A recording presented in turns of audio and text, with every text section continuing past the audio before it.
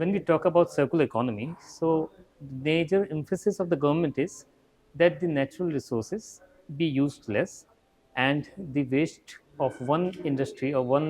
process serves as the raw material for the another industry or process, thus saving on our precious resources. So, government of Rajasthan and also the government of India has been promoting the concept of circular economy.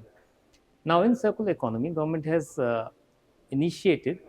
quite a lot of incentives for people to recycle, reduce, and reuse.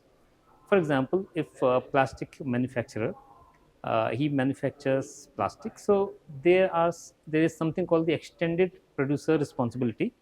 wherein that manufacturer will have to mandatorily use some of the raw material which is recycled. So basically, he's not using a fresh raw material but a recycled one, and the firms or the industries which do this recycling, they get credits for the amount of waste that they recycle. So government has issued a lot of incentives for those industries. Also in this Rajasthan investment promotion scheme, quite a lot of incentives have been given to the so-called green sectors and also to the industries which are using recycled or which are not using fresh resources but using resources which are a product of some other industry or some other process. So these are some of the steps that the government is taking, and also government is incentivizing recycling plants, waste to energy parks,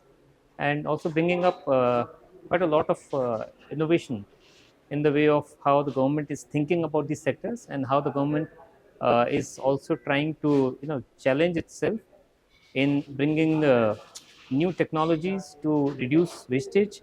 to reduce the consumption of resources,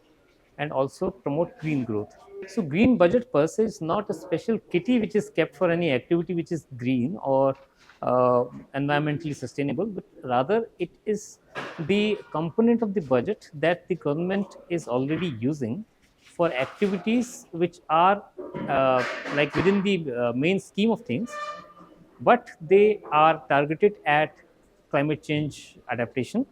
mitigation, and also improvement in the environmental health. So, for example, if a water resources department is using some amount to reduce the wastage of water or to uh, you know stop the pilferage, then it would be considered as a part of the green economy. So Rajasthan presented its first green budget, and around 11.5% of the state's resources are considered as a green budget, and that sets a benchmark for the state. In the years to come, we have to think and we have to align our policies and our processes in a way that we can increase the proportion of